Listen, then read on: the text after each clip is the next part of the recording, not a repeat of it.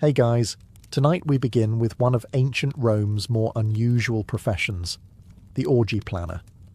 Yes, someone had to schedule the wine, supervise the grapes, organize the entertainment, and make sure no one accidentally brought their mother-in-law. It might sound absurd, even decadent, but Roman feasting culture wasn't just about indulgence.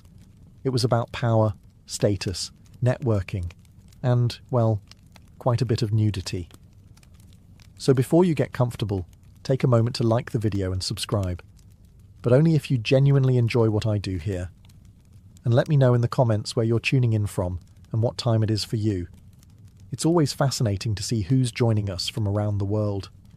Now dim the lights, maybe turn on a fan for that soft background hum, and let's ease into tonight's journey together.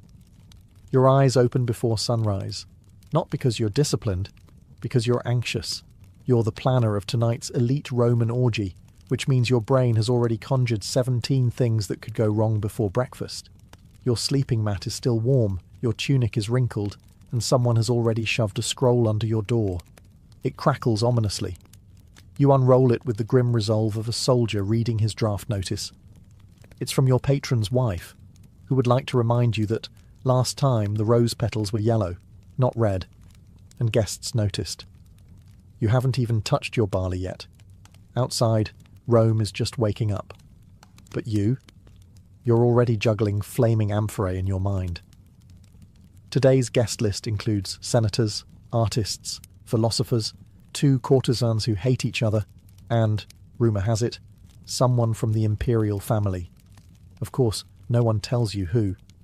Could be a cousin. Could be Caligula. Either way, you'll be blamed if someone's peacock isn't sufficiently massaged. You step into your sandals and begin the day like any good Roman orgy planner, with dread and a clipboard. First order of business? Staffing. You sent runners yesterday to book flute girls, dancers, a harpist, and a man who walks on his hands while balancing a tray of figs on his feet. None have confirmed.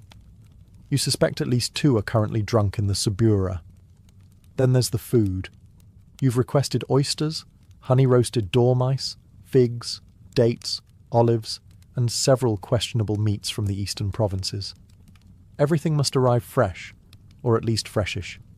1 bad oyster, and half the forum will be whispering that you poisoned Senator Gaius. Oh, and don't forget the cushions. Last time, one of the divans collapsed under a toga-heavy magistrate, and the fallout was political. This time, the couches must be sturdy enough to handle whatever happens on them. And you know exactly what happens on them. The sun is barely up, and you're already sweating into your linen. You take a breath. You remind yourself, you are a professional, a maestro of madness, a choreographer of chaos. It's going to be a long day, but the cushions will be fluffed, the wine will be poured, and the guests will never know how close you came to screaming. Not yet, anyway. It's still early, and already you're unrolling a fresh scroll, today's updated guest list. You read it slowly, bracing for disaster. It's not a seating chart. It's a delicately balanced social powder keg with olives on top. Lucius Calpurnius Piso is attending, naturally. He comes to everything and always insists on reclining in the centre couch, preferably next to someone else's wife. Problem is, his wife, Aurelia, is also coming. She wasn't invited, but that's never stopped her before. You make a note. Separate couches, separate wine sauces, and definitely no harp solos while they're both in the room. Last time, she threw a garum jug. Next, Senator Petronius Arbiter has accepted. A witty man, a dangerous man, known for his tongue, and not always in a poetic sense. You'll need to seat him far from Junius Blasus, whose poetry Petronius once described as a slow death written in metre. Then you spot it. Domitianus and 2 guests, unnamed. The vagueness is offensive. Could be respected clients, could be gladiators, could be a giraffe in a toga. You write flexible seating, West End, and move on. Now for the entertainers, 4 flute girls, 3 dancers, and the mime twins. That's already one more performer than Lucullus approves of. He considers mimes barbaric, His mistress, however, finds them delightful, and he finds his mistress's approval critical to his reputation. The guest list isn't just a set of names, it's a living map of ancient Roman tension. Politics, power, lust, family feuds, and vendettas, all reclining together on silk-covered couches, drinking from the same communal bowl of wine. And of course the real terror, someone important who wasn't invited. You can already hear the whispered accusations. It was intentional, a public insult. I'll never lend him my bath slaves again. You roll up the scroll. You make a new one. You draw arrows, add warnings, circle names. You're not planning a party. You're managing a live diplomatic simulation with aphrodisiacs and roasted dormice. Still, you've done this before. You'll do it again. You just hope, this time, no one stabs anyone over couch placement. Not like last spring. With the guest list finalised, or at least stable enough not to implode, it's time for the next crisis. Provisioning. Planning a Roman orgy isn't about pouring wine and lighting torches. It's about curating a menu so decadent it makes the gods feel underdressed. Your list is already 3 tablets long. Let's start with the basics. Wine. Not just any wine, it must be Falernian, aged and expensive enough to make your sponsor wince. You write 3 amphorae Falernian, 2 of Cacuban for show, 1 of vinegar to serve to the guests who arrive late. Next, oysters, imported fresh from Baiae. Must be alive when they arrive, or at least convincingly moist. You send a note to the seafood vendor reminding him that last time, half the oysters were already dead, and one guest declared it an omen. He's still recovering. Then there's honey-roasted dormice, a staple of Roman decadence. Rolled in poppy seeds and dipped in honey, they must be plump, not stringy. You ask for 50. You'll receive 35. Half will still twitch. You add roasted peacock, stuffed sow's udder, dates from Judea, figs from Carthage, and cheese wrapped in vine leaves. You also scribble down a reminder, no garum accidents near the bread this time. The last event's anchovy-scented rolls nearly caused a riot. For dessert you'll need candied nuts, almond cakes, and some sort of visual spectacle, perhaps a cake shaped like the Colosseum, filled with live songbirds. You'll figure out the baking logistics later. Then comes the perfume budget: myrrh, rose oil, saffron water. Enough incense to make a Vestal Virgin dizzy. You make a note. Discreetly scent the latrines. You stare at the list. It looks more like a military requisition than a menu, and it costs more than a decent villa outside Ostia. But this is Rome. Opulence is expected. Gluttony is style. And your patron's reputation depends on guests being too stunned by luxury to notice that the music is out of tune and someone spilled wine on the marble lions. You hand the scroll to your fastest runner with strict instructions. No substitutions. No apologies. And if he forgets the sugared grapes again, I'm feeding him to the flamingos. Time to pray to Mercury, god of commerce and delivery. Let's clear something up right away.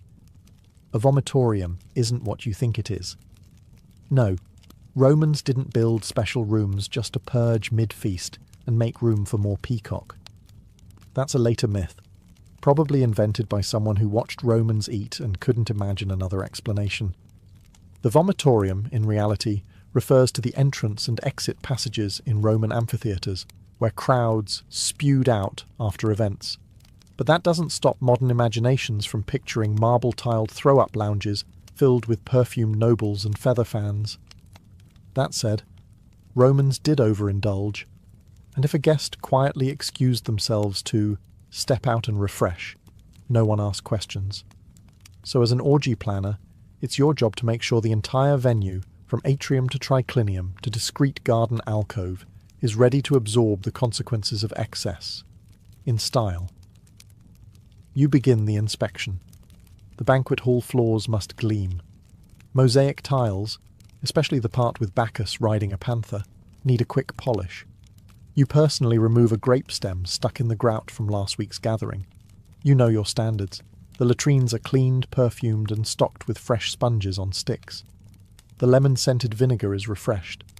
A candle burns gently near the doorway, not for light, for dignity. Out in the courtyard, you double-check the fountain basins. Guests have a habit of reclining too far and toppling in after their fifth goblet. Last time, a general's wife nearly drowned in the koi pond. You've since removed the koi. You can't remove the wife. You pass through the perfume room, where oils and salves are arranged like an apothecary for indulgence. Rose, cinnamon, myrrh. You sample one, and your wrist smells like a love letter to Venus. Perfect. Next, you inspect the vomitorium myth room. That is, a quiet hallway with a curtain, a chair, a bronze basin, and a polite slave stationed with a fan. It's not called that, of course. It's called the retreat, but everyone knows what it's for, and it too must sparkle. Clean, scented, and luxurious. No matter how indulgent things get tonight, no one leaves this party feeling undignified. If they do purge, they'll do it surrounded by polished marble and tasteful murals of satyrs. That's your promise.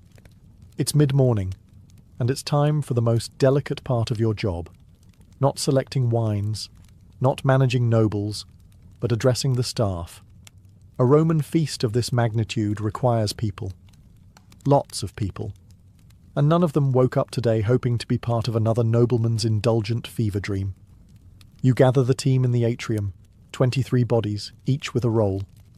Most are slaves, some born in the household, some bought for the specific purpose of carrying trays, pouring wine, or looking attractive while silent. A few are paid performers. All are stressed. First up, cupbearers. You assign them their zones: central triclinium, periphery lounge, west garden. Dilute the strong wine unless told otherwise, you remind them. Some guests think they can handle full Falernian. They cannot.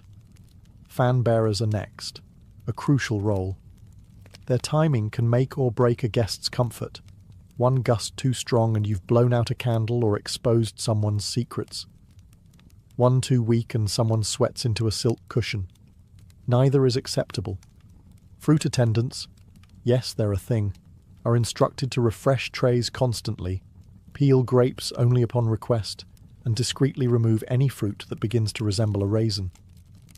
Then there are the musicians, already bickering about tempo. You separate the flute girl from the lyre player. Last time, their disagreement turned into a duet so awkward the guests stopped mid-feast to offer them marriage counselling. The dancers, all oil and eyeliner, lean dramatically against a pillar, pretending not to listen. You run through their cues anyway. No improvisation, you say sharply. We are not reliving the Bacchic fire incident. You make eye contact with the youngest slave, a boy no older than 10, who's responsible for collecting discarded sandals. You nod once. He nods back. A silent pact is made. He will not fail you. Finally, you give your usual speech. Tonight, you are invisible unless summoned. You are silent unless spoken to. You are grace, rhythm, and elegance incarnate. Or I swear by Jupiter, I will assign you to sponge duty until Saturnalia. There's a pause. Then a collective nod. Briefings are complete. You take a breath. The human engine behind Roman debauchery is oiled, powdered, and aligned. For now. It happens every time. The invitations go out, the wine arrives, the silk cushions are plumped, and just when you begin to feel marginally in control, someone hurries into the atrium, out of breath, with that familiar look. The musicians haven't arrived. Of course they haven't. You grit your teeth. You specifically booked a flute girl, 2 cithara players, and 1 backup aulos duo in case of exactly this situation. And yet, here you are, staring down the barrel of silence at a party where silence is considered a civic offence. You send your most reliable runner to the Subura district, Rome's chaotic marketplace of noise, smells, and bad decisions. Find them, you instruct, alive, conscious, and dressed. You don't even ask why they're late. You already know.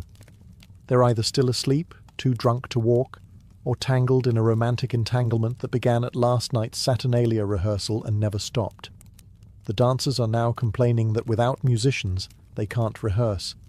The poets are delighted, assuming this means more stage time. You quickly squash that idea. No one wants Gaius's ode to his mother's third marriage recited at a party where people are eating sugared dormice. You consider contingency plans. The house cook knows 2 songs on a cracked reed pipe. A nearby slave has a decent singing voice if kept off the wine.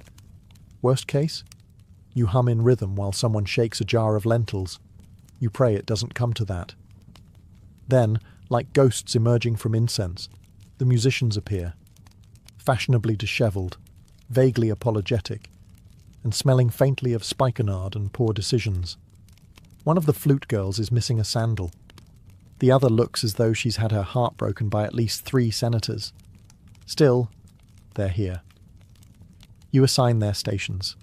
One in the atrium, one near the main dining hall, one in the garden for ambience. You stress. No dramatic tempo shifts, no dirges, no impromptu solos unless someone's actually dying. They nod. Sort of. You exhale. Crisis averted. For now. But you keep your eye on the lyre player. He's tuning it slowly, lovingly. Far too lovingly for someone who isn't about to ruin everything with an improvised love ballad. You make a note. Station him near the door. Easy removal. If music is the soul of the party, seating is the strategy. You're not just placing guests on couches, you're navigating rivalries, romances, and enough unspoken tension to collapse a marble villa. The Roman triclinium, the classic 3-couch setup, seats 9. Technically, comfortably, closer to 7 if no one brings their pet leopard. You begin by sketching it all out on a wax tablet, muttering to yourself like a general planning a siege. Centre couch, that's where the status goes. The summus locus, the place of honour, is reserved for the guest of highest rank. Unfortunately, 2 people think they're that person. Senator Piso and Governor Crispus both claim the title by birth, marriage, and sheer self-confidence. You'll need to decide who gets the top spot and who gets mildly poisoned wine.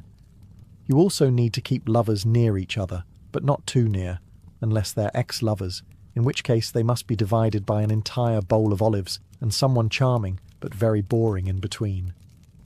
Then there are the seat fillers, charming but forgettable citizens who exist to keep the peace.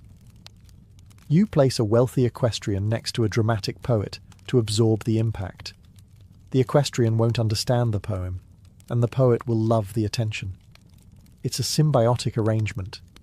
You assign courtesans to strategic locations, near the lonely, the rich, or the recently divorced. You also assign 2 of them to the west side, not because it matters, but because it will bother Aurelia, and she needs something to complain about other than the wine temperature. Of course, you leave room for unpredictability. Someone will arrive uninvited. Someone will switch seats to make a statement. Someone will spill wine and demand a full reshuffling. You leave a few empty cushions, plausible deniability, last-minute flexibility, and a place for the poet to sulk if needed. With the seating plan finished, you admire your work like a sculptor regarding his marble, knowing full well someone will hit it with a hammer before sunset. You roll up the scroll and hand it off with this instruction. Place name tags in wax, and for the love of Jupiter, don't let anyone switch them. You know they will, but at least you tried.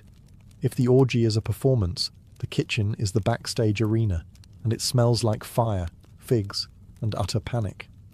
By mid-afternoon, the entire household is a choreography of controlled culinary chaos. The main cook, a former naval cook turned domestic warlord, is already shouting at a terrified assistant over the proper stuffing ratio for roasted dormice. You hear the words, honey, poppy seeds, and I will personally throw you into the Tiber. Excellent. Everything's on schedule. The main attraction tonight? Peacock, roasted whole, feathers reapplied for dramatic flair. It looks magnificent, tastes like shoe leather, and is mostly served so rich guests can brag about chewing something that had once strutted like a diva. The kitchen is also prepping a pig, which has been stuffed with live birds. Yes, that's a real thing. You roast the pig, slice it open at the table, and surprise. Doves fly out. It's impressive, unsettling, and only mildly traumatic for the doves. Platters of figs, dates, and honey cakes line the counters. A pastry shaped like the Colosseum is being glazed. A slave accidentally eats part of it. He's promptly reassigned to grape-fetching duty. In one corner, someone's stirring a vat of garum, that infamous Roman fish sauce made from fermented anchovies and the tears of anyone within sniffing range. You remind them loudly to keep it away from the bread. One garum-soaked loaf ruined last month's affair and started a 5-day feud between two magistrates. Meanwhile, the wine storage is being arranged. Amphorae of Falernian for the main guests, cheaper vintages for those who won't know the difference. You make sure the amphorae are labelled subtly. You've been burned before, literally, by an angry consul with a sensitive palate. Every corner of the kitchen hums with tension. Platters being polished, sauces reduced, meats larded, and pastry horns filled with mystery.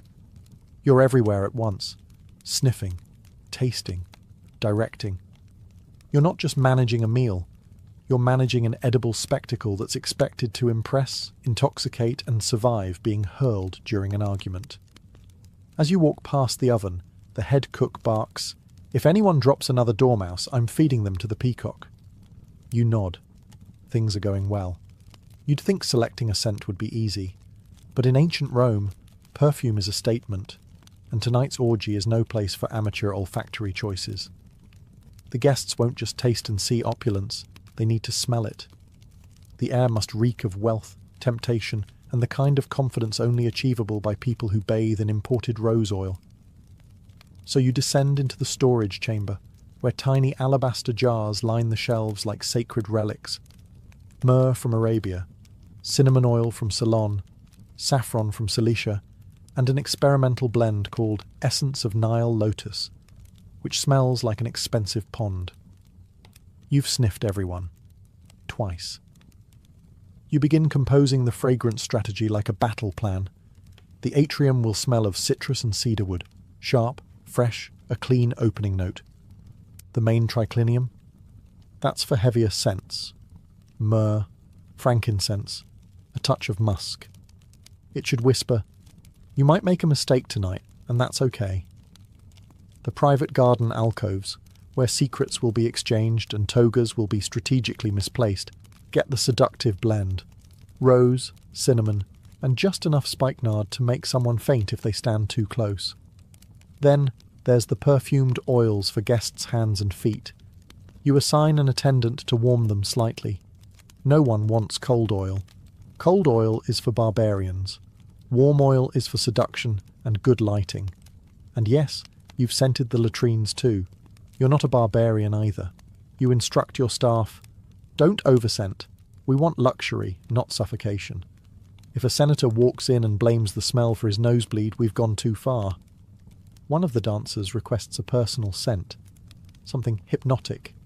You give her a blend so potent it once caused a minor riot during a Saturnalia feast. You warn her. She smiles. She'll use it anyway. You walk through the halls, trailing your nose like a trained hound. The atmosphere is beginning to bloom, warm, spiced, opulent. A perfumed breeze wafts through the triclinium like a whispered secret. You nod. This is what indulgence smells like. Scented, lit, and fully armed with aroma, the house is nearly ready to receive its guests. All it needs now is chaos. It's late afternoon. The air smells of warm citrus, roasted meat, and very expensive decisions. You've assigned every task, threatened everyone necessary, and bribed the harpist to stay sober until at least dessert. Now comes the moment of truth, the final walkthrough. You start at the entrance, where oil lamps are being lit one by one. They flicker gently across polished marble, casting a golden glow that says, "You're not poor, not tonight." A flower boy sprinkles fresh petals at the threshold. You remind him not to overdo it. Last time, someone slipped on lavender and sued. Into the atrium. The bronze fountains are running. Grapes are pyramided in absurdly impractical displays. Pillows have been beaten, fluffed, and positioned with unnatural symmetry. You move one slightly to make it look less staged. It's important that decadence feels effortless, even if it's taken 32 hours and 2 minor breakdowns to achieve. Next, the triclinium, the main event space. Tables are low, recliners are perfectly angled. Each cushion has been dusted, perfumed, and strategically rotated to hide any wine stains from last month's senator's birthday disaster. You do a bounce test, soft enough to comfort, firm enough to survive. Activity. You inspect the tableware, silver goblets, bronze platters, blown glass amphorae. Bread is artfully arranged. Cheese is sweating slightly, but you decide it adds authenticity. You quietly remove a beetle from a fig. No one saw. It never happened. In the garden alcoves, the lighting is soft and ambiguous, just dim enough to be flattering, just bright enough to avoid accidents involving potted plants and dignity. A servant fans incense. The effect is ethereal. You pause and let yourself enjoy it, briefly. You spot a small detail. A flower out of place. You fix it. Another. A curtain that's not quite even. You adjust it. A final check. You inhale deeply. You listen. You walk through the space like a guest. It's beautiful. Ridiculous. Excessive. Perfect. You sigh. For a moment, you let yourself believe it's all under control. Then someone rushes in. The guest of honor has arrived early, and he brought 3 extra wives. Of course he did. You smile tightly, straighten your tunic, and step into the fray. The first knock is not so much a knock as it is a dramatic thump followed by laughter. You take a breath. Here we go. The door opens. A slave pulls back the curtain with just enough flourish to impress, but not overshadow. Your first guest, Lucius Calpurnius Piso, strolls in like he owns the place, despite not paying for any of it. He smells of strong wine, ambition, and imported cologne that cost more than a soldier's annual wage. He greets you with a grin and a wink. Tonight, my friend, we make Bacchus blush. Behind him, a trail of courtesans, a minor poet, and a man carrying a small lyre who may or may not be invited. You decide not to check. Guests begin pouring in, flowing robes, gold-threaded tunics, embroidered sandals, and expressions of affected boredom. They've all arrived early to show they're important, and they've all had at least one drink to show they're relaxed. You mentally recalibrate the wine rations. A slave offers perfumed towels. Another presents rosewater. One guest refuses both and instead demands a small amphora of something more Dionysian. You give him spiced wine. He calls it intellectual. You don't correct him. The garden fills with murmurs, introductions, judgments, hushed conversations that are somehow louder than actual conversation. Someone's already asked where the flute girls are. Someone else is eyeing the fruit pile like it owes them money. You keep moving, nodding, adjusting. You separate 2 senators who haven't spoken since the goat insult incident. You notice that Governor Crispus is reclining far too close to someone else's wife, and that the poets are gathering in a corner like storm clouds. One of the dancers strays too early into the centre. You snap your fingers. Not yet. Timing matters. If everything begins too soon, it loses mystery. If it begins too late, guests complain. You want suspense. You want smouldering scandal. You pass a serving tray, discreetly pluck a grape, and keep walking. You spot one guest already snoring on a cushion, another polishing a dagger with butter. So yes, it's going well. For a Roman orgy, controlled chaos is the highest compliment. And tonight, you're almost insulted. The lyres are tuned.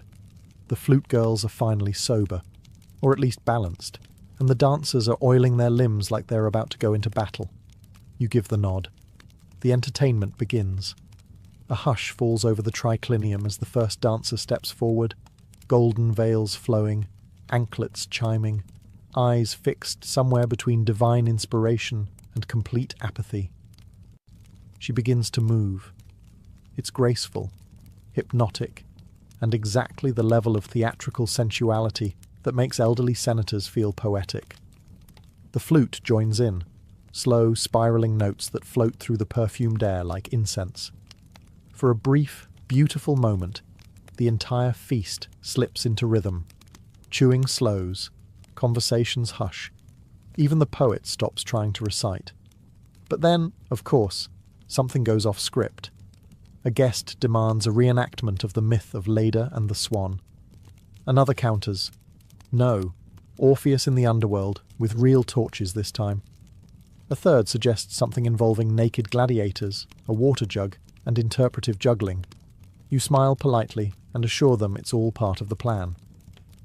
Meanwhile, the mime twins, who were specifically told to wait until the third wine course, enter early and begin miming an exaggerated scene of seduction involving a fig and a sausage. Half the room laughs. The other half looks confused. One man applauds like it's the theatre of Pompey. You resist the urge to pour wine directly into your eyes. The dancers continue. The musicians try to adapt. You spot the harpist improvising something mournful, possibly because she's just realised she's playing in the wrong key. Then someone throws a peach. At first it seems accidental, but then another guest throws a fig back. Now it's participatory. You step in quickly, raise your hand, and declare it a symbolic offering to Bacchus. Everyone cheers. Crisis averted. You make a note to never serve throwable fruit again. The entertainment surges forward. Music, movement, whispers, laughter. A flame dancer performs near the pool. A flute girl stumbles. A guest proposes to a statue. It's chaos. Gorgeous, perfumed, theatrical chaos. And this is where you shine. Orgy planner, stage manager, mood wrangler, fig diplomat. You adjust a lamp, nod to a server, and glide silently through the shadows, as if any of this was intentional. By the third course, the wine is no longer being served. It's being worshipped. The guests, draped across their couches like tipsy gods, are in full bloom, laughing too loudly, flirting too boldly, and forgetting basic facts like who they came with. You've instructed the servers to strategically dilute the wine. Falernian is strong. One amphora can convince a senator to sing poetry or confess to tax fraud. You water down the wine for the ambitious and leave it pure for the already hopeless. It's diplomacy by the jug. The conversations grow less philosophical, more personal. A young patrician loudly compares his wealth to Jupiter's. A merchant brags about owning 3 villas and a camel. A woman in pearls whispers a joke about the emperor's feet. You pretend not to hear. If she gets exiled, you'll miss her. She's great with seating arrangements. Across the hall, a poet is trying to seduce a philosopher using verse that sounds suspiciously plagiarized. You walk past just in time to hear, "Your eyes are like olives, dark and briny." You do not intervene. Meanwhile, 2 courtesans are locked in a passive-aggressive compliment battle. Each smile is a dagger. Each laugh carries the scent of strategic murder. One gifts the other a fig. You take a mental note. Remove all figs by dessert. And of course, in the back corner, someone has decided to start a drinking game involving gladiator trivia. "Name 3 famous duels or drink," someone shouts. A minor senator tries to fake his way through an answer. He's booed. He drinks. He collapses gently into a pillow and begins quoting Virgil. In the garden, a guest is giving a speech. He believes he's being profound. He's actually just explaining how many slaves it takes to keep a marble fountain clean. No one stops him. It's tradition. The wine flows faster now. Amphorae are opened like promises. Cups are never empty. Boundaries blur. Names are forgotten. Stories are exaggerated. The orgy part of the orgy is inching closer. And still, you monitor the flow like a seasoned general. You adjust lighting. You slow the music. You stop a guest from drinking perfume. The orgy is heating up. And the scandals, they're just beginning to simmer. By this point in the evening, the party has transitioned from structured decadence to unstructured mythological nonsense. Guests have stopped using names. Titled senators are referring to each other as Apollo, Venus, or that guy with the peacocks. Someone has fashioned a laurel wreath out of table herbs. You spot 3 people in the fountain.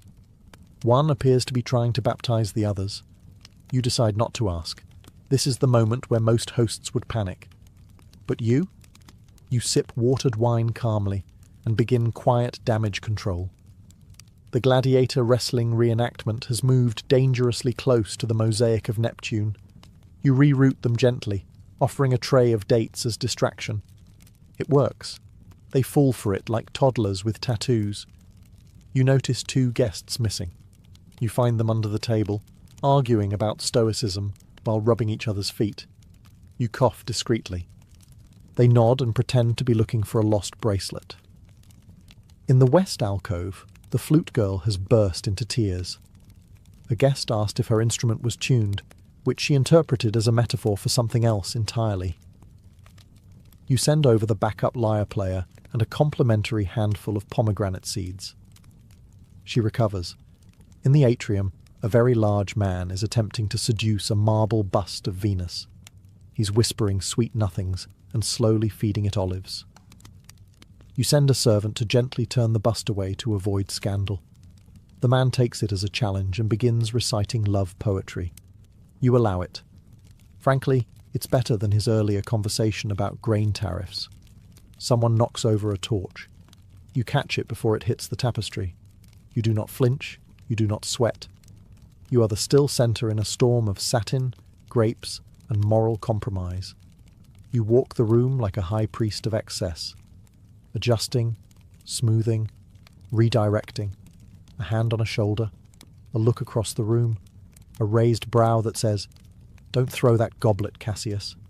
He puts it down. He knows better. This is your art, your chaos, and you've tamed it, just enough. But it's not over yet. You hear the distinct sound of someone riding a wine cart down the hallway. You take another sip. It's almost dawn. Dawn breaks with all the subtlety of a dropped amphora. Sunlight creeps across the marble floors, illuminating the carnage. Overturned goblets, a sandal stuck in a fruit bowl, and a nobleman sleeping face down in a decorative urn. The oil lamps are sputtering out. The perfume has faded into something resembling regret. You step carefully over a passed-out flute player and begin your final round of damage assessment. The cushions are askew. Several togas are draped across statues in ways that could qualify as art or evidence. Someone wrote a philosophical limerick on the wall in wine. It doesn't rhyme, but it is surprisingly insightful. You find your way to the triclinium. A pile of olives has been arranged into a crude likeness of the emperor. You consider preserving it, then quietly kick it under the table. The slaves begin the silent ritual of post-orgy cleanup. Wine-stained linens are bundled up. Half-eaten peacocks are carted off. Incense ashes swept into neat, dignified piles. You give instructions in a hushed voice, as though speaking too loudly might awaken the deeper chaos. You check on the guest list. Everyone accounted for. No deaths. 1 sprained ankle. 2 spontaneous marriages. 1 very polite note left by a departing philosopher that simply reads, "Thank you. I've learned things I must never speak of." You make a list titled Debrief. It includes, never serve throwable fruit. Do not allow live poetry battles near open flames. Keep Venus statue in storage during future events. Seat Crispus far from anyone with legal representation. Someone groans loudly from under a table. You nod in acknowledgement but offer no help. The party is over. Everyone must face their own consequences. In the garden, doves are still wandering from the pig-burst performance. You gently herd them into a corner and throw them some leftover candied almonds. They deserve something sweet after the evening they've endured. You take one last look around. It was a mess, a triumph, a diplomatic nightmare with grapes. And you survived it. You retire to your room, kick off your sandals, and collapse onto your mat. No applause, no awards. Just the knowledge that no one saw the chaos, because you absorbed it. Tomorrow, They'll tell stories about how perfect it was. You'll just sleep. Started with a whisper of wind, dry, crackling, bitter. The soil of the Great Plains, once black and rich, had turned to powder, and now that powder took flight. Farmers who once danced in golden wheat fields stood helpless as their land, their future, quite literally blew away. The 1930s weren't kind to anyone, but for families from Oklahoma, Texas, Kansas, and eastern Colorado, the land itself became the enemy. They had trusted the soil. That was the tragedy. Encouraged by government incentives and promises of prosperity, thousands of families had ploughed up native grasses to make way for row after row of wheat. But they weren't told that those native grasses were the only thing holding the land in place. And when the rains stopped in 1931, they didn't return. Year after year, the drought deepened. Without roots, the topsoil had nothing to hold it down. It began to lift, carried away by the wind in ever-thickening clouds. The storms came suddenly. One moment, the sky was blue. The next, it was black, as if night had fallen in the middle of the day. Walls of dust hundreds of feet high swallowed entire towns. Livestock suffocated. Cars stalled. Children developed dust pneumonia. Mothers sealed windows with wet towels and stuffed newspaper into the cracks of doors, but the dust still crept in, coating dishes, furniture, lungs. People started calling it the Dust Bowl. On April 14, 1935, forever known as Black Sunday, a storm so massive swept across the plains that some believed the world was ending. A preacher in Oklahoma reportedly told his congregation to go home and prepare for judgment. That storm stretched for over 200 miles, blotted out the sun, and turned day to darkness for thousands. And with it came a realization. They couldn't stay. The soil was gone. The crops were gone. The livestock were dying. Children were coughing up dirt. What was once a land of hope had become a graveyard of dreams. And so, with battered pickup trucks, jalopies held together with wire, and everything they owned strapped to the roof, families turned west, toward California, toward survival, towards something, anything better than this. They didn't yet know what waited for them on the other side, but they knew what they were running from, and it was gaining on them. The road west wasn't paved with gold, it was paved with desperation. As the Dust Bowl ravaged the plains, an exodus unlike any other in American history began. Families piled into rickety Fords and Chevrolets, often with 4 flat tires and more children than seats. Everything they had, mattresses, kettles, washboards, and heirlooms, was lashed down with rope. Their destination was a dream. California. Route 66 became the artery of escape. It stretched from the Dust Bowl states to the Pacific, winding through New Mexico, Arizona, and into California's Central Valley. For many, it wasn't just a road, it was a lifeline. Towns along the route swelled with migrants, camps sprang up near gas stations, and any rest stop with running water became a temporary home. They came by the thousands. An estimated 2.5 million people fled the southern plains during the 1930s. Most were small-time farmers, sharecroppers, and field hands. They left behind mortgages they couldn't pay, fields they couldn't save, and homes they could no longer live in. Many never looked back. Others wept as they crossed the state line. But California wasn't the promised land they had imagined. Newspaper ads had promised farm jobs and lush fields, but the reality was far harsher. By the time most migrants arrived, the Great Depression had already choked off much of the economy. Work was scarce, and wages were lower than survival required. At the state border, California Highway Patrol officers began turning people away if they looked too poor. Derogatorily nicknamed Okies, regardless of whether they were actually from Oklahoma, these migrants were viewed with suspicion and often outright hostility. Locals feared they'd bring crime, disease, or worse, competition for scarce jobs. Still, the travellers pressed on. In makeshift camps called Hoovervilles, named after President Hoover, who many blamed for their plight, they slept under tarps and cardboard. In the fields, they picked peaches, grapes, cotton, whatever was in season. Their children worked beside them, often in the blazing heat. A day's pay might buy a little bread, maybe beans. And yet, even through hunger and humiliation, they carried hope. Hope that the next field would pay better. That California would eventually deliver on its dream. That the road, however long and dusty, led somewhere better. Because to turn back wasn't just impossible. It meant surrender. And none of them were ready to do that. Once in California, the dust didn't follow them, but the hardship did.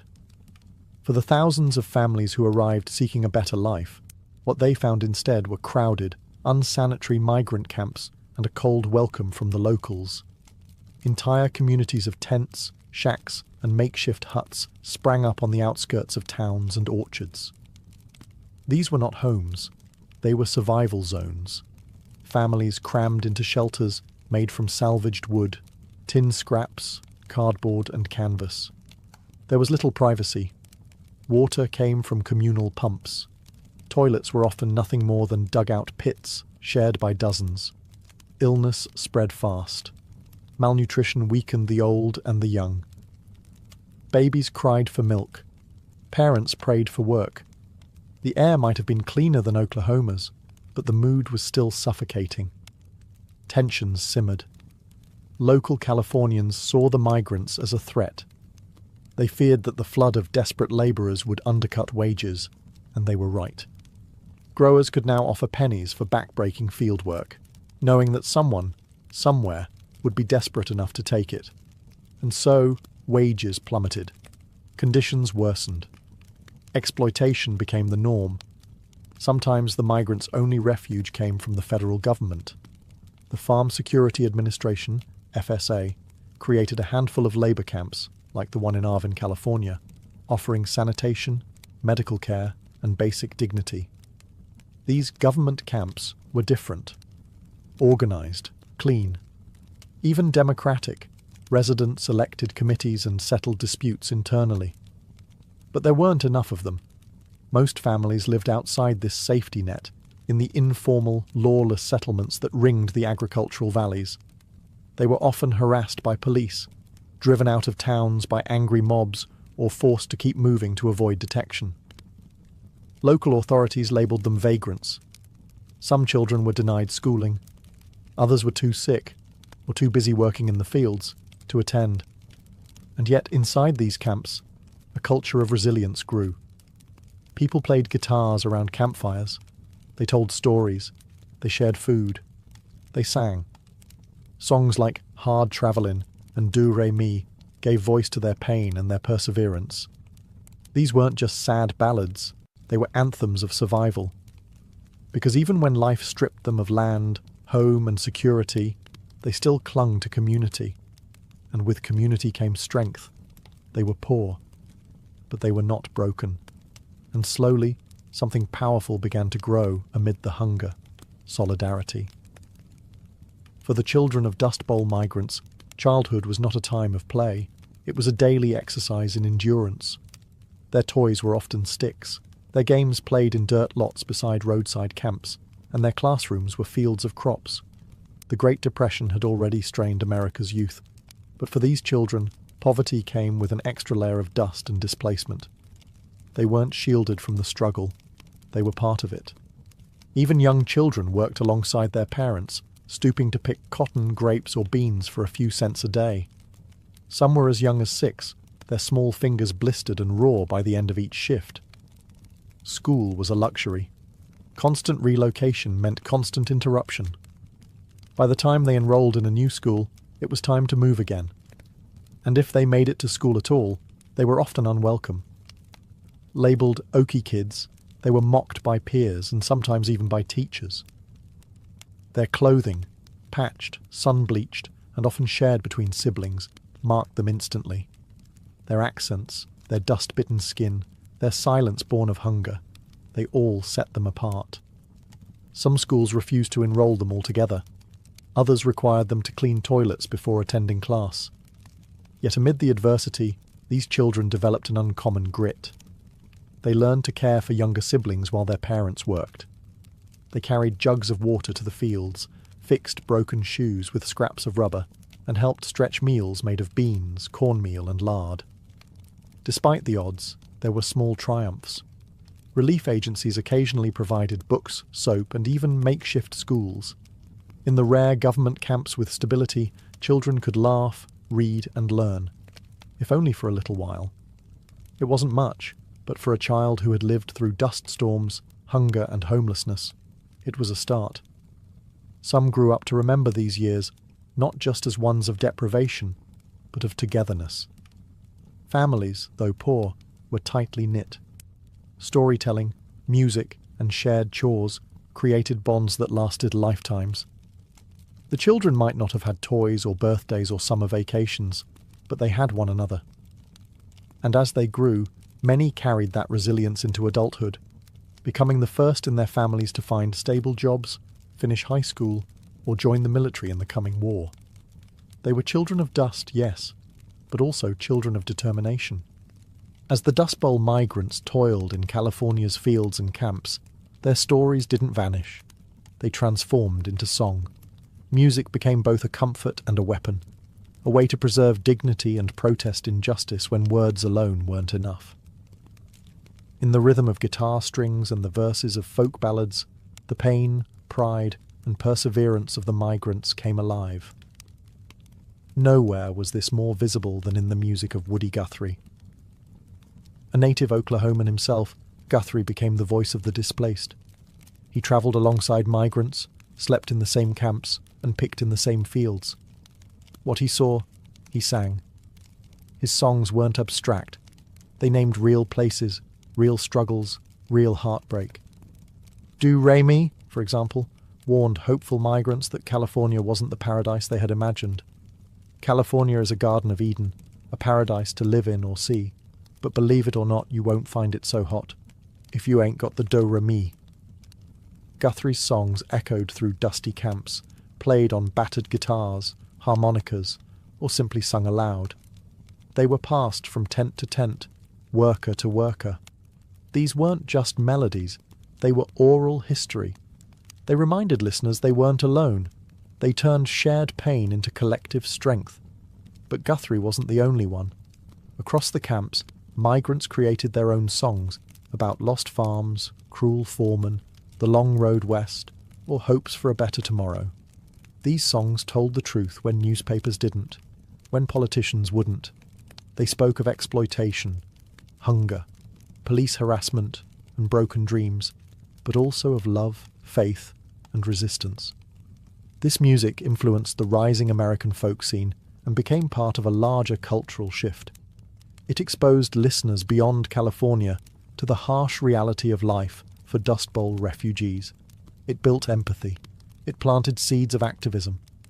Over time, these songs helped fuel support for reform. They humanized statistics. They pierced through indifference. They challenged the narrative that the migrants were lazy or unwanted. In melody, they proved otherwise. Because when the land failed, and the work was cruel, and the people were hostile, there was still the music. It fed souls when bodies starved. It gave voice to the voiceless. And it reminded every man, woman, and child beneath a canvas roof, you matter, you belong, you endure. The migrants had their songs, but they also found a voice in literature, one that would echo far beyond the camps and fields. That voice belonged to John Steinbeck, a California native who witnessed the Dust Bowl migration firsthand and transformed the plight of the displaced into one of the most powerful novels in American history, The Grapes of Wrath. Published in 1939, The Grapes of Wrath followed the fictional Joad family, Okies from Oklahoma, as they made the harrowing journey west and encountered the brutal realities of migrant life. But while the characters were fictional, their suffering was very real. Steinbeck had travelled through migrant camps, spoken with families, and documented their lives in searing detail. He was outraged by what he saw: malnutrition, police violence, wage theft, and the erosion of human dignity. His words were not gentle. They were raw, furious, and unflinching. He described babies starving to death, men breaking under humiliation, women doing back-breaking labour while hiding pregnancies. Steinbeck didn't romanticize the poor. He honoured them. He saw in them a resilience that refused to die. The novel sparked a firestorm. Some called it un-American. Growers and local officials denounced Steinbeck, accusing him of exaggeration and slander. One California Chamber of Commerce even burned copies of the book, but readers across the country couldn't look away. Suddenly, the faceless Okies had names, stories, and beating hearts. Steinbeck's work did more than raise awareness. It pushed for action. His reporting, combined with the influence of the Grapes of Wrath, helped pressure the federal government to investigate labour abuses and improve conditions for migrants. It brought national attention to a crisis many preferred to ignore. And just as important, it preserved a record. Long after the camps vanished and the winds settled, Steinbeck's story remained. For the children and grandchildren of the Dust Bowl migrants, it became a touchstone, a proof that what their families endured mattered, that their struggle had been seen. In a time when the poor were expected to suffer silently, the Grapes of Wrath shouted. It demanded that the nation listen, and many did. Because sometimes, the most powerful form of resistance isn't a protest sign or a song. It's a story. And Steinbeck told it like no one else could. As the Dust Bowl migrants flooded into California and the American public began to grasp the scale of the disaster, the federal government, under President Franklin D. Roosevelt, was forced to act. The suffering was simply too visible to ignore. Children were starving. Camps were overflowing. Fields were filled with desperate labourers. And America's image of itself as the land of opportunity was unravelling in real time. Enter the New Deal, Roosevelt's sweeping series of programs designed to rescue the country from the Great Depression. While the New Deal didn't solve every problem migrants faced, it marked a turning point. Agencies like the Resettlement Administration and later the Farm Security Administration, FSA, were created to offer aid, restore dignity, and attempt long-term solutions. The FSA, in particular, focused on the plight of displaced rural families. It built government-run labour camps in California and other states, structured communities with clean water, toilets, medical care, schools, and even playgrounds. These camps weren't luxurious, but to families who had slept in ditches and roadside tents, they were sanctuaries. Residents elected their own leaders and handled disputes internally, creating some of the only democratic spaces these families had ever known. The camps also became cultural havens. There were libraries, music events, even classes in English and farming. For many, they were places where a new kind of rural American identity began to take shape, one that valued self-governance, solidarity, and pride. Outside the camps, the New Deal offered jobs through the Works Progress Administration, WPA, and the Civilian Conservation Corps, CCC, although these were often hard to access for transient migrants. But one of the most lasting contributions came not in dollars, but in documentation. Under the FSA's direction, a team of photographers, including Dorothea Lange, was sent to capture the human cost of the crisis. Her haunting photo, Migrant Mother, became an instant symbol of Dust Bowl-era suffering. It gave the faceless a face. It gave the ignored a voice. Still, not all relief efforts reached everyone. Racism, red tape, and local resistance often excluded the very people who needed help the most. Yet for many families, the New Deal wasn't just a policy. It was a lifeline. It was proof that the government, at last, was trying to listen. And for once, help came before it was too late. By the late 1930s, many Dust Bowl migrants were no longer just surviving. They were organising. Years of exploitation, broken promises, and dehumanising labour conditions had pushed them to a tipping point. What began as quiet grumbling in the fields grew into a movement. A wave of strikes, boycotts, and labour protests swept through California's agricultural valleys as migrants demanded better wages, safer conditions, and basic human dignity. It was a dangerous gamble. Growers were powerful. They had money, political connections, and the police on their side. Striking workers were often arrested, beaten, or run out of town. Some were blacklisted from future employment. Others were attacked by hired enforcers. But despite the risk, the workers stood their ground. Organisations like the Cannery and Agricultural Workers Industrial Union and the United Cannery, Agricultural, Packing and Allied Workers of America, UCAPAWA, began to emerge, offering a rare but essential support system. Though often underfunded and fragmented, these unions helped teach workers how to negotiate, how to protest peacefully, and how to document abuses. For many migrants, especially women, joining a strike wasn't just about money. It was about voice. Mothers marched with children in their arms. Teenage daughters stood beside fathers in picket lines. In some camps, entire families were evicted for trying to unionize. Yet the courage remained. In 1933 and 1934, massive cotton strikes broke out across the San Joaquin Valley. Thousands walked off the job.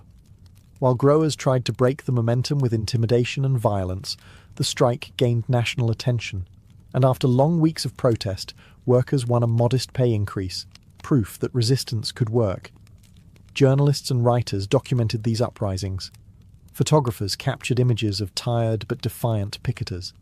Labour organisers like Luisa Moreno and Dolores Huerta, though their most famous work would come later, stood on the shoulders of these early migrant movements.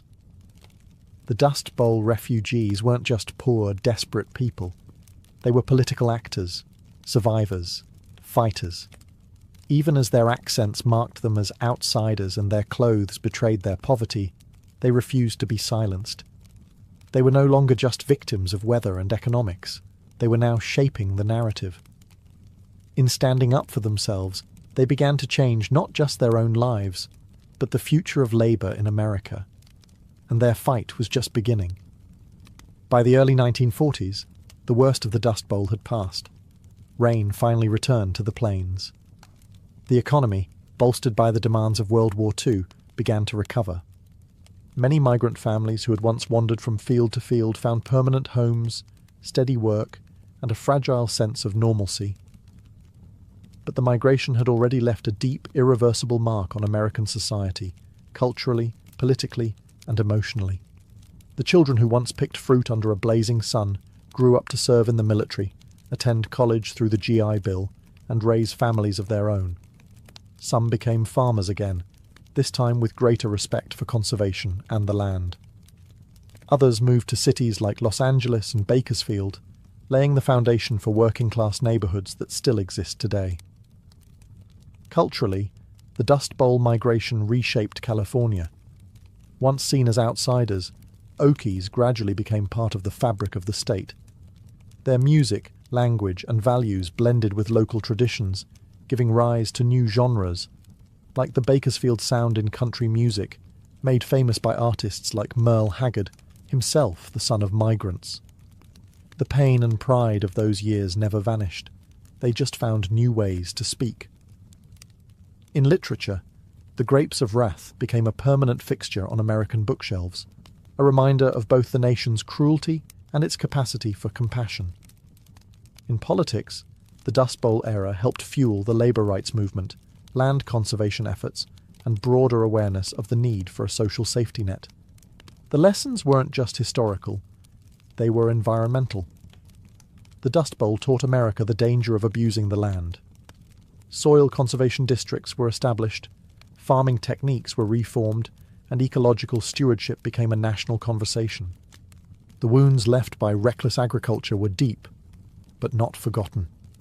And perhaps the most enduring legacy was that of resilience. These migrants had faced nature's wrath, economic collapse, hunger, and hate. They had been spat on, shut out, and shoved aside. But they endured, they adapted, and they helped build the modern West. Today, descendants of Dust Bowl migrants still carry the stories of hardship and grit. In dusty family albums, in old camp photos, in the chords of a Guthrie song, they remember. Because the Dust Bowl wasn't just a disaster, it was a defining chapter of American identity. One written in dust, yes, but also in determination. Imagine a world with no paper, no books, no Google, just memory and voice.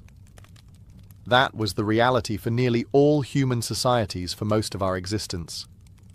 Long before alphabets were carved into stone or ink flowed onto parchment, Knowledge was preserved in stories, songs, and spoken rituals. Oral tradition wasn't just a method of sharing information.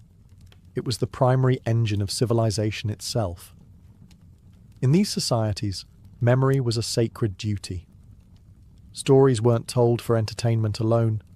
They were the vessels of identity, law, morality, and survival.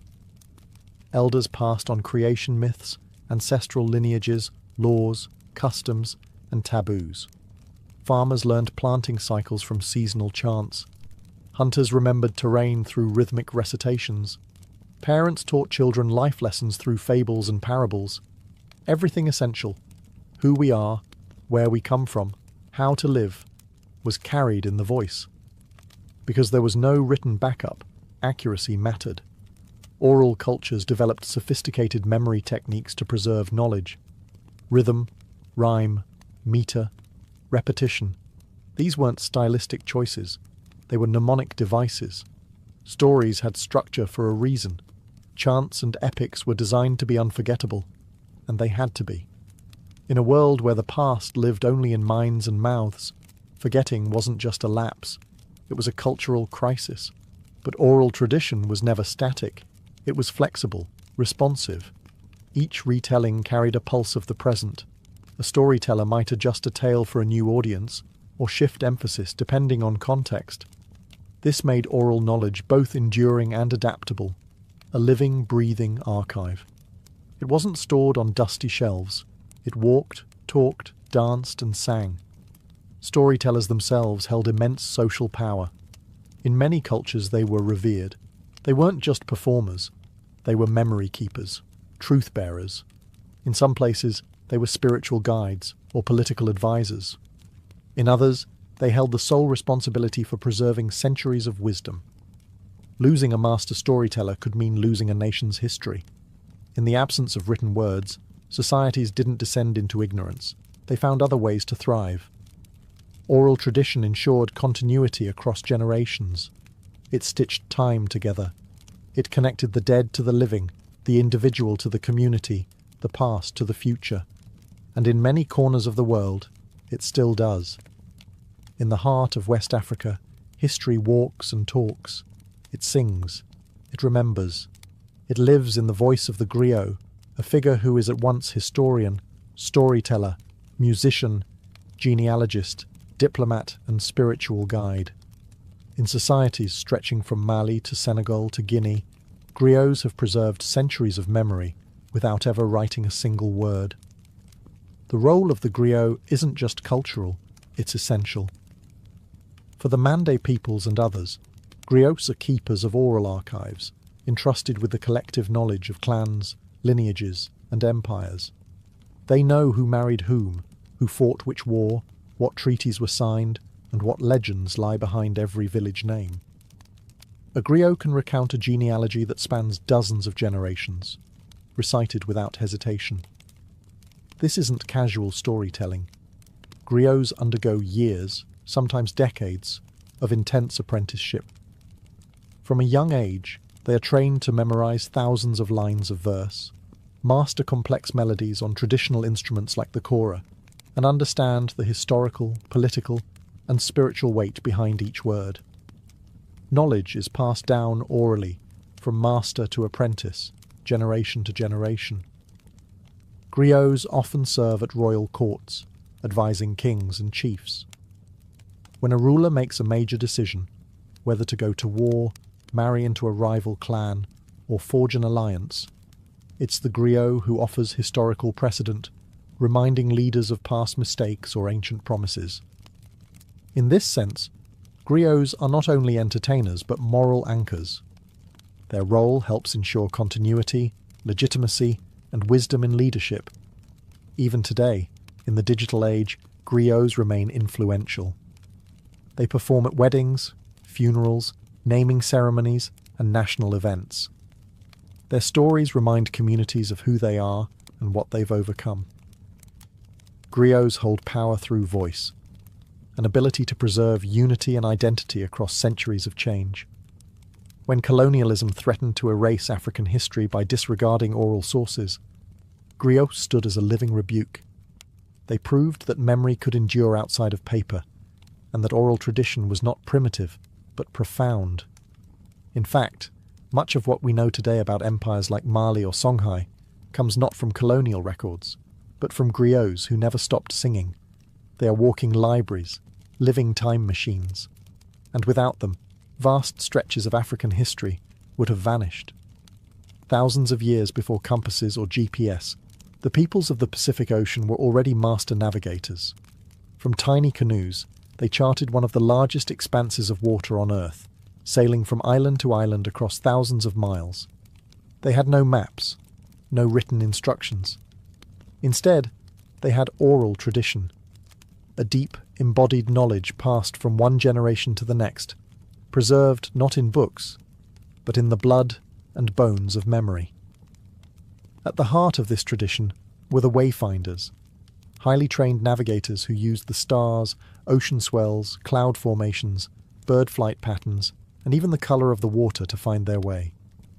This knowledge wasn't guesswork. It was precise, tested over generations of voyaging, but it wasn't written down. It was memorized through chants, songs, and visualizations, taught over many years in sacred training. One of the most famous examples of this oral memory system is the star compass, used by Polynesian navigators. This mental map divided the horizon into specific points aligned with the rising and setting of stars. Each star had meaning, direction, and seasonal timing. Wayfinders would chant these stars in a sequence, imprinting entire navigational routes into their minds like a living GPS. The knowledge didn't stop with astronomy. Navigators memorized sequences of islands, stories of past voyages, ocean swells, seasonal winds, and oral genealogies of their own lineages, because navigation wasn't just about travel, it was about identity. To sail the ocean was to trace the steps of your ancestors, to renew your connection to them with every voyage. Oral tradition also safeguarded cultural history. Myths of great migrations, origin stories, and the deeds of legendary seafarers were recited with reverence. These tales weren't just entertainment. They were survival manuals. They told when and where to travel, where fresh water could be found, what reefs to avoid, and what omens to heed. When European explorers arrived in the Pacific, they marveled at the accuracy of these navigators. Some dismissed their knowledge as luck or instinct, but centuries later, modern researchers began to rediscover the immense cognitive sophistication behind it. Today, Polynesian voyaging societies are reviving these oral traditions, training new generations in the art of wayfinding without technology, because in Polynesia, to remember is to navigate, to speak is to sail, and to forget is to be lost at sea. Long before the written word carved its place in Greek culture, bards travelled from town to town, reciting epic tales that would define Western literature. Among these storytellers was a name that echoed through millennia: Homer. Whether he was a single historical figure or a composite of many voices, Homer's Iliad and Odyssey are towering testaments to the power of oral tradition. These weren't simply stories, they were living performances. Recited aloud, often accompanied by the lyre, Homeric epics were transmitted from bard to bard, memorized in their entirety. The Iliad alone contains over 15,000 lines of verse. How could one possibly remember it all? The answer lies in the architecture of oral composition, formulaic language, repetition, epithets like rosy-fingered dawn or swift-footed Achilles. These repeated phrases weren't just poetic flourishes, they were memory aids, cues embedded in the narrative to help the performer stay on track. This method of oral composition allowed for flexibility. No two recitations were ever exactly the same. A bard could expand or shorten the story depending on the audience, weaving in local heroes or emphasizing different emotional beats. In this way, oral tradition allowed the epics to remain relevant, reshaped by each generation, even as their core remained intact. Homeric epics were more than entertainment. They were moral instruction, historical memory, and collective identity. Through the stories of Troy and Odysseus, Greek audiences absorbed lessons on honour, loyalty, cunning, fate, and the will of the gods. The performances bound communities together, reinforcing shared values and reminding listeners of their place in the tapestry of myth and memory. Even after the invention of writing, Homer's works continued to be performed aloud for centuries. The Greeks eventually committed the epics to text, but by then they had already left their imprint on Greek thought, education, and religion. They became cornerstones of classical learning, recited in schools and echoed in the works of philosophers and playwrights. The survival of Homer's tales is a triumph of the oral world. They weren't etched in stone, yet they endured longer than many civilizations. They remind us that human memory, when nurtured and structured, can rival the permanence of books. Because in ancient Greece, to recite Homer wasn't just to tell a story, it was to hold history in your breath. Long before European contact, the indigenous peoples of North America had built rich, complex civilizations without the use of written language. Their histories, laws, cosmologies, and scientific knowledge were preserved entirely through oral tradition. For these communities, spoken word was not merely a method of communication, it was a sacred force. Stories were not just told, they were shared, passed like ceremonial objects, with reverence and responsibility. Each nation, whether the Haudenosaunee, Lakota, Navajo or Hopi, had its own oral systems, suited to its landscape, cosmology and social structure. Creation stories explained not just how the world began, but how humans were meant to live within it. Animal fables taught values like respect, courage, and humility. Historical narratives preserved records of migration, warfare, treaties, and contact with outsiders. These stories were often told during winter, when families gathered in longhouses or around fire circles, reinforcing identity and kinship. The storytellers, often elders or spiritual leaders, were chosen not just for their memory, but for their integrity. They had to be exact. Embellishment wasn't encouraged unless it served a ritual purpose. Many stories had strict patterns, sacred sequences, and proper openings. A story mistold wasn't just inaccurate, it was disrespectful. Beyond history and myth, oral tradition also preserved practical knowledge. Indigenous fire ecology, agricultural systems, astronomical tracking, and herbal medicine were passed orally across centuries. The knowledge of when to plant, where to hunt, how to interpret the stars, or what plants healed wounds. This wasn't written in manuals. It was spoken from elder to youth, often in the form of story, song, or ceremony. Even diplomacy was rooted in oral memory. The Haudenosaunee Confederacy, one of the world's oldest participatory democracies, relied on oral recitation of its great law of peace, an epic constitution preserved through wampum belts and ceremonial speech, not parchment. When European colonists arrived, they often dismissed oral culture as inferior, not realizing they were speaking to societies with deep intellectual and legal traditions. In many communities today, that spoken world survives. Despite centuries of forced assimilation and cultural erasure, Indigenous elders still pass on songs, names, and wisdom. Some tribes are revitalizing endangered languages by reviving storytelling ceremonies, knowing that when language dies, stories die too. But as long as a voice remains, memory survives. And through it, nations endure. Long before holy books were bound in leather and placed on altars, the sacred moved through speech. In nearly every major religious tradition, the earliest teachings were carried not on scrolls but in the human voice, recited, memorized, and preserved by devoted followers. Oral tradition wasn't just a method of communication in these faiths, it was the very vehicle of revelation. Take Hinduism, one of the oldest continuous religions on earth. The Vedas, Hinduism's foundational texts, were transmitted orally for centuries before being written down. Sanskrit priests known as pandits or Brahmins were trained from childhood to memorize vast volumes of text, down to every syllable and intonation. The Vedas weren't just words, they were sounds believed to hold cosmic power. Accuracy was essential. Mispronunciation could distort the spiritual effect. And so, oral recitation was treated with precision, rhythm, and reverence. In Islam, the Quran is considered by believers to be the literal word of God as revealed to the Prophet Muhammad, not written, but recited. Even today, millions of Muslims memorize the Quran in its entirety, a practice known as becoming a hafiz. The oral tradition here isn't a supplement to the text, it's central. The melodic cadence of Quranic recitation, passed from teacher to student, sustains spiritual meaning and connects the listener to centuries of unbroken transmission. Christianity also began as an oral tradition. The stories of Jesus, the parables, the early miracles, they were shared aloud in gatherings before the Gospels were ever written.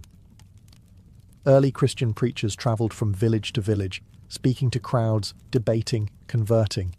Even after the New Testament was compiled, most congregants couldn't read. Faith was still heard, not read. Psalms were sung. Sermons were preached. Scripture lived in ears before eyes. In Judaism, oral tradition forms the backbone of rabbinic teaching. The Mishnah and Talmud, key texts of Jewish law and interpretation, were initially preserved through complex oral chains of transmission. Rabbis debated and discussed teachings aloud, often committing thousands of lines to memory before anything was committed to ink. Across faiths, oral tradition ensured that the divine remained living, dynamic, spoken, and sung. Even today, believers continue these practices. Scripture is chanted, prayers are recited, mantras are whispered. Because for the faithful, the sacred isn't just what's written, it's what's heard, it's what's remembered, and it lives in the human breath. Long before modern courtrooms and printed legal codes, communities across the world upheld complex systems of law through oral tradition. Justice wasn't dispensed by reading from a book, it was spoken, memorized, and performed. In these societies, legal knowledge was a living memory, carried by elders, chiefs, judges, and councils, who ensured that fairness, obligation, and punishment were remembered and respected. Among the Gaelic Browns of Ireland, justice was entirely oral for centuries. The Browne laws, a detailed and intricate set of legal principles governing everything from land disputes to honour debts, were transmitted by trained legal scholars who memorized thousands of verses and precedents. These judges didn't carry books, they carried legacy. They recited decisions with precise language, referencing past judgments and using poetic form to aid memory and preserve consistency. In sub-Saharan Africa, many societies relied on elders and councils to enact justice through oral systems.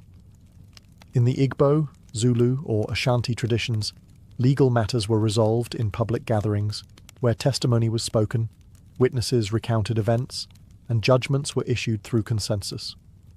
The absence of writing didn't mean a lack of structure. Memory was the law, elders were the archives, and the spoken word held full authority. Similarly, indigenous communities in North America used oral justice systems to resolve conflict and maintain harmony. The Haudenosaunee Confederacy relied on condolence ceremonies and consensus-based decision-making guided by the Great Law of Peace, a constitution transmitted orally and reinforced through wampum belts, beaded mnemonic tools. Laws were often embedded in stories, myths, and metaphors, reinforcing values like reciprocity, respect, and responsibility. These oral systems were not rigid. They were adaptable. They could evolve with changing times, incorporating new realities, without needing to revise written codes. This flexibility made oral law dynamic, deeply embedded in community life, and often more restorative than punitive. When colonial powers imposed written legal systems, many oral law traditions were dismissed as primitive or inferior, but they were anything but. They were community-centered, historically informed, and designed to maintain social balance, not merely enforce state power. Today, some of these oral legal systems are being revived and honoured.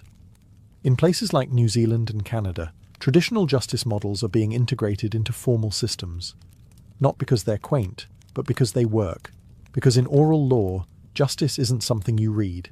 It's something you hear, something you remember, and something your whole community understands. At the heart of every oral tradition lies a human being, the storyteller. More than just a narrator, the storyteller is a performer, a teacher, and a guardian of cultural memory. Whether standing before a royal court or sitting by a village fire, they use voice, gesture, rhythm, and emotion to transform memory into living experience.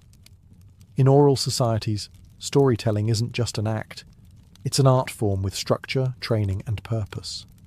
Memory is the storyteller's greatest tool, but this isn't memory as most people know it. Storytellers often train from childhood, absorbing tales word for word, gesture for gesture, tone for tone. They learn through apprenticeship, listening to masters for years before ever telling a story themselves.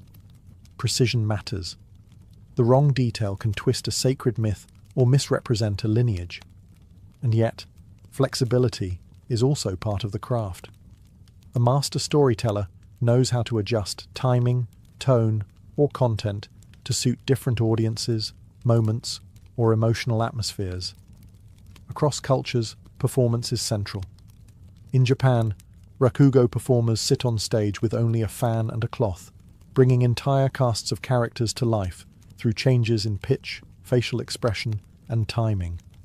In India, the Kathakal tradition combines dance, mime, and song to retell ancient epics like the Mahabharata. In West Africa, griots use instruments like the kora to accompany their recitations, turning history into melody. Storytelling, then, isn't static. It's theatre with memory as its script. The audience is never passive. In oral cultures, storytelling is communal. Listeners gasp, laugh, respond. They know the tales, but come to hear them again, for how they're told matters as much as what is told. A familiar myth can feel new, fresh, even revelatory, depending on the teller's skill. Importantly, storytelling is not entertainment alone. It's education, history, ritual, law, and survival. A story may teach a child what plants are poisonous. It may encode directions across a desert, or rules about kinship and taboo. Often, the lesson is buried in metaphor, understood only with maturity. The storyteller is thus a cultural cornerstone. When they speak, they echo generations. They don't just remember the past, they embody it. Because in oral tradition, memory doesn't live in books, it lives in people. And when they speak, entire civilizations speak with them. In a world ruled by screens, algorithms, and cloud storage, it might seem like oral tradition has faded into the background. But in truth, it's not dying, it's evolving. The digital age, far from erasing spoken heritage, has given it new platforms, new audiences, and new power. Memory, voice, and story are once again central, not just in ancient rituals, but in podcasts, spoken word poetry, voice notes, and viral videos. The medium has changed, but the human impulse remains the same, to remember through voice. Social media, ironically, has brought us back to something ancient. TikTok creators tell modern parables in 60 seconds. YouTubers revive myths and folktales for millions. Podcasts have become the new campfires, where people gather, through headphones instead of hearths, to hear stories that move, teach, or entertain. And in many indigenous and marginalized communities, digital tools are now being used to record elders, revive languages, and archive oral history before it's lost. Technology is also empowering cultures once ignored. Smartphone recordings of grandmothers telling ancestral stories or children learning tribal songs are being shared across continents. Entire archives of oral knowledge are now stored online, searchable and shareable. What was once locked in a single storyteller's memory can now be accessed by thousands, with the press of a button. Yet this raises important questions. What happens when oral tradition is frozen into a digital file?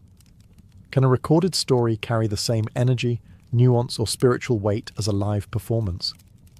Will future generations still know how to listen, respond, and feel a story in their bones? not just their ears. The digital world gives oral tradition permanence, but also detaches it from the living exchange that once defined it. A story told face-to-face carries gestures, emotion, silence, and community.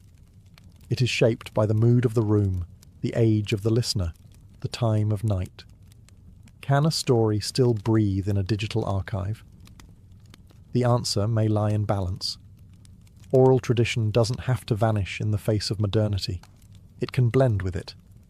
Podcasts can preserve memory. Live-streamed storytelling can unite global audiences. What matters is not the format, but the intention. Because as long as people speak, and others listen, oral tradition survives. Not as a relic, but as a living bridge between past and future. And its next chapter is being written with voice, not ink. War. Tucked deep within Egypt's western desert, beyond dunes that roll like waves and sun-bleached rocks that shimmer under a brutal sun, lies the Siwa oasis, a place of improbable life and ancient mystery. Surrounded on all sides by arid desolation, Siwa is a mirage made real. Cool freshwater springs, groves of date palms, and olive trees where there should be none. But its true claim to fame is not its beauty or its isolation. It's the divine voice that once echoed from its sands. Here, at this remote outpost near the borderlands of Egypt and Libya, stood the temple of the Oracle of Amun, a sacred sanctuary dedicated to one of Egypt's highest gods. Amun wasn't just a deity of the Nile. His influence extended across empires, merging with the sun god Ra to become Amun-Ra, the king of the gods. But Siwa's oracle wasn't just a religious outpost. It was a spiritual beacon, a place where men came not to worship blindly, but to ask questions of fate and receive answers. Unlike the colossal temples of Thebes or Karnak, the temple of Amun at Siwa was modest in size. Built from limestone and mud brick, weathered by centuries of heat and wind, its strength lay in silence and secrecy. The temple was nestled within the town's sandstone cliffs, overlooking the vast sweep of the desert. It felt less like a monument, and more like a whisper from the divine, hidden, intimate, powerful. The oracle at Siwa was said to speak through the high priest in trances or ritualistic ceremonies, delivering answers from Amun himself. Those allowed to approach the shrine brought questions of war, succession, and identity. Not just common folk, but pharaohs and conquerors journeyed across the blistering sands, seeking a glimpse of their destiny. What made Siwa different was not just its isolation, it was its independence. Though nominally part of Egypt, the oasis existed in its own rhythm. Its inhabitants spoke a Berber dialect. Its priests were not mere tools of the state. They guarded the oracle with fierce autonomy. The desert itself was a barrier, both literal and spiritual. To reach Siwa was a test of resolve, but to hear the oracle's voice was to receive something few ever did, certainty from the gods, or so it was believed. The oracle of Amun at Siwa wasn't like other oracles. It didn't dwell in the bustling cities of Egypt or the rich temples of the Nile Valley. It existed in silence, surrounded by nothing but dunes and the haunting wind. This isolation gave it mystique and power. People believed that only in such stillness could the gods be heard. The rituals of the oracle were cloaked in secrecy. The high priest, acting as the mouthpiece of Amun, would retreat into the inner sanctum, where only a select few were ever permitted. There, in a chamber heavy with incense and guarded by thick stone walls, he would enter a trance-like state, his voice said to carry the weight of divine wisdom. Questions were asked in hushed tones.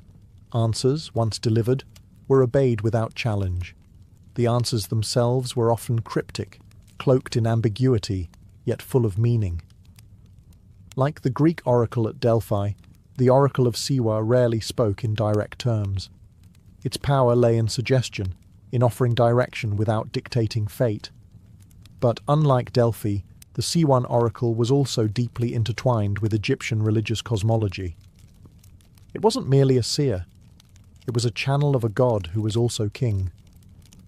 Pilgrims came from across North Africa and beyond, braving the merciless journey through the western desert to hear the oracle speak.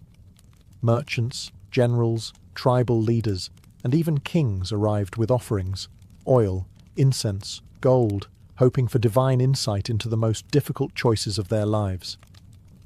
Some came for personal counsel, others came with questions that could determine the fate of nations. The oasis itself aided the mystique. At night the desert grew quiet and impossibly dark, the sky blanketed with stars. The wind through the date palms sounded almost like voices. Visitors would report dreams, visions, or sudden feelings of revelation after their visit. Whether by ritual or suggestion, the experience left a deep impression. But it wasn't just religious seekers who came. Political figures understood the oracle's value. To receive its blessing was to claim legitimacy, not just among locals, but across the Mediterranean world. A prophecy from Siwa could crown a king, justify a war, or forge an empire. And soon, one man would test that very power, carrying with him a question no mortal had yet dared ask. Was he a god, or merely a king? In 331 BCE, a young conqueror rode into the Egyptian desert with a crown on his head and a question in his heart. His name was Alexander of Macedon, known to history as Alexander the Great. By this point, he had already defeated the Persian Empire in Egypt and had been declared a pharaoh. But titles weren't enough. Alexander sought divine affirmation, not from men, but from gods, and so he turned towards Siwa. The journey was perilous. The path from Memphis to Siwa was not marked on any clear map. It wound through scorching desert, salt flats, and shifting dunes. Greek historians wrote that Alexander and his caravan nearly lost their way, saved only by miraculous signs, ravens guiding their route, or perhaps divine serpents slithering through the sand. Others claimed they were led by rainstorms, extraordinary events in such an arid land. These tales may have been embellished, but they reflect the mythic tone of the entire expedition. Why did Alexander risk so much to reach the temple? The answer lies in his ambition, not just to rule the known world, but to become more than human. Like the pharaohs before him, Alexander wanted divine legitimacy. He believed, or wanted others to believe, that he was not merely the son of Philip of Macedon, but the son of Zeus Ammon, the supreme god of both the Greek and Egyptian pantheons, whose earthly voice whispered from the Siwan temple. When he arrived at the oasis, Alexander was welcomed with great honour. The priests, likely well aware of his power and political reach, received him in the temple's inner sanctum, a rare privilege. What transpired in that meeting remains a mystery. No detailed account exists. But Alexander emerged transformed. Later, when asked what the oracle had told him, he was famously vague. Some sources suggest the oracle addressed him as the son of Zeus. Others say Alexander received a prophecy of victory and divine favour. Whatever the truth, Alexander's behaviour changed. He increasingly portrayed himself as a semi-divine figure, commanding loyalty not just as a king, but as a god in human form. The desert had given him more than just an answer. It had given him myth, and myth, once claimed, could move armies, build cities, and reshape empires. The temple had spoken, and Alexander never looked back. The temple of the oracle at Siwa stood at the crossroads of cultures, not just geographically, but spiritually. Its god, Amun, had long reigned as one of Egypt's most powerful deities. But as Greek influence spread into Egypt, Amun underwent a transformation in the minds of the Mediterranean world. He was reborn as Zeus Ammon, a fusion of two supreme gods, Egyptian and Greek, united in the blazing desert of Siwa. This fusion was more than symbolic. It reflected a broader syncretism, the blending of beliefs, images, and rituals that occurred when empires collided. For the Greeks, Zeus was the king of the gods, thunder-wielding, bearded, omnipotent. Amun, for the Egyptians, was the hidden one, unseen, mysterious, the breath behind all creation. He was often depicted with a ram's horns, symbols of virility, power, and divine presence. When Greeks encountered Ammon, they recognized a familiar authority and gave him the name Zeus Ammon. At Siwa, this blended identity took on extraordinary weight. The priests there were Egyptian, trained in ancient rites, yet their fame reached the Hellenistic world. For visiting Greeks like Alexander the Great, the oracle of Zeus Ammon represented not only a divine voice, but a bridge between civilizations. If Alexander could be declared the son of Zeus Ammon, he could rule both Greeks and Egyptians with a single divine lineage. The imagery followed him. Coins minted during his reign began to show Alexander adorned with ram's horns, a direct reference to Zeus Ammon and his divine paternity. This wasn't a stylistic flourish, it was a political message. Alexander wasn't just endorsed by the gods, he was of the gods. This claim helped unify a vast empire where religion was as much a tool of rule as sword or law. Zeus Ammon's cult spread beyond Siwa. Temples were built or rebranded in his name across North Africa, Greece, and even parts of Asia. Pilgrims continued to make the trek to Siwa, drawn by the mystique of a god who was both familiar and foreign, both Greek and Egyptian. The temple had become more than a shrine. It was a cosmic junction, where empires, gods, and destinies met. In the echo of its oracle, one could hear the voice not of a single culture, but of a world in transformation. And in that transformation, Zeus Ammon reigned supreme. Unlike the towering pylons of Luxor or the sprawling avenues of Karnak, the temple of the oracle at Siwa was modest in scale, but monumental in meaning. Built into the limestone cliffs of the Akurmi Hill, the structure blended seamlessly into its desert surroundings, almost as if it had emerged from the rock itself. But this wasn't a flaw of grandeur, it was a choice. The temple's power came not from its size, but from its secrecy. Approaching the temple, pilgrims would pass through winding pathways and narrow gates, ascending toward a sanctuary carved into the hill. The complex included a forecourt, a small hall, and finally the Holy of Holies, the inner chamber where the oracle's voice was said to reside. This final space was off-limits to all but the high priest and select individuals, like Alexander. Its simplicity concealed its sanctity. There were no grand statues or golden shrines, only silence and the unseen presence of a god. The temple's design served a purpose, to disorient and humble. The tight corridors and sharp angles forced visitors to slow down, to lower their heads, to move with caution and reverence. In the desert, where vastness and exposure ruled, the temple offered enclosure and stillness. Light barely entered the sanctuary. Incense would have hung heavy in the air. Echoes turned whispers into something otherworldly. Scholars believe the temple may have had roof openings or vents to carry the priest's voice into adjoining rooms, heightening the drama of the oracle's declarations. From the shadows, a god would speak, and listeners would feel awe not because of what they saw, but what they heard. The architecture wasn't just functional, it was ritualistic theatre. Surrounding the temple were other structures, priests' quarters, ritual pools, and sacred gardens fed by natural springs. Even in this arid land, Siwa was blessed with water, adding to the belief that the oasis itself was touched by divine hands. From this sacred hill, one could see the dunes stretching endlessly, a reminder of the temple's isolation and importance. This was not a place for crowds. It was a place for pilgrims, prophets, and kings. A space designed not to impress the eyes, but to stir the soul. And in that still, cloistered chamber, the future could be whispered from stone. As centuries passed and empires shifted, the temple of the oracle at Siwa began to fade, not in legend, but in voice. The divine breath that once stirred the desert winds grew still.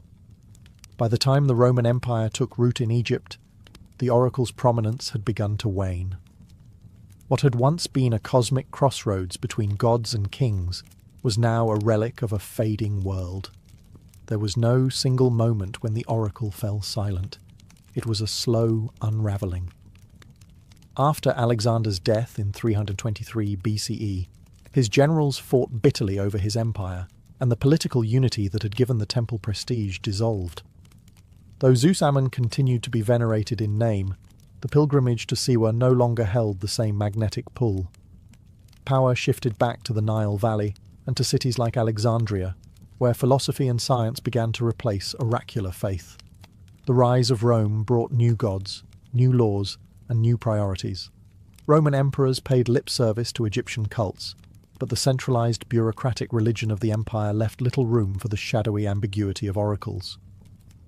Shrines like Siwa's were increasingly seen as quaint remnants of a mythic past, respected but no longer consulted for matters of state.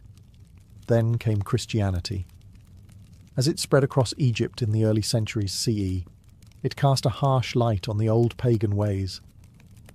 By the 4th century, under the Christianized Roman Empire, temples to the ancient gods were being shut down or repurposed. Oracles were denounced as demonic or deceitful. And in this sweeping religious upheaval, the voice of Amun at Siwa, already a whisper, was extinguished. The temple itself fell into disrepair, its stones weathered by time and sandstorms. Priests vanished. Rituals ended. The god who once spoke to Alexander and guided kings now stood mute, buried under the sands of history. Travellers still visited, curious about its legacy, but found only silence and ruins. And yet the story didn't vanish. Siwa became legend, a place spoken of in hushed tones by scholars and dreamers. The temple may have lost its oracle, but it had gained something else. Mystery. In silence, the temple became immortal, not in prophecy, but in memory, not in sound, but in stone. For centuries, the temple of the oracle at Siwa lay hidden from the wider world, buried not under rubble, but under forgetfulness. The oasis remained inhabited, its people living in quiet continuity, but the once sacred temple was no longer a place of pilgrimage. Its walls weathered under relentless desert winds. Its legends, though still told among locals, had faded from global memory. That began to change in the 18th and 19th centuries, when European explorers and scholars, swept up in a wave of curiosity about ancient Egypt, turned their attention to the western desert. Siwa was difficult to reach, its isolation protected by harsh terrain and wary tribes. But in 1792, the first documented European, an Englishman named William George Brown, braved the journey. Others followed, drawn by rumours of a lost oracle visited by Alexander the Great. By the early 20th century, archaeologists and historians began surveying the ruins in earnest. The Akhurmi Hill complex was identified as the likely site of the Temple of Amun. Though modest in size, the structure matched descriptions from ancient texts. A central chamber, thick defensive walls, and its vantage point over the surrounding oasis. The temple wasn't grand, but it was exactly where history said it would be. Excavations were limited and cautious. The site had suffered erosion, but some stonework and inscriptions remained. Fragmentary as it was, the architecture spoke volumes. A stone altar, traces of columns, rooms aligned with celestial bodies. Each clue confirmed that this wind-swept ruin had once held the ear of kings and gods. More than archaeology, it was the mythology of Siwa that drew fascination. The idea that Alexander had stood here, alone in a desert sanctuary, hearing words that would change empires, captured the imagination of generations. Poets, historians, and travellers romanticized the journey, blending fact and legend into a timeless narrative. Today, visitors still come to Siwa, not to consult an oracle, but to feel the echo of its silence. The temple, though worn, remains standing. Its stones are sun-bleached, its walls crumbling, but the air around it still hums with something ancient, something unresolved. Ruins don't need voices to speak. They speak through presence, through mystery. And in Siwa, the stones remember what the world once forgot. Though the temple no longer speaks with the voice of gods, the oasis of Siwa still breathes with life, culture, and memory.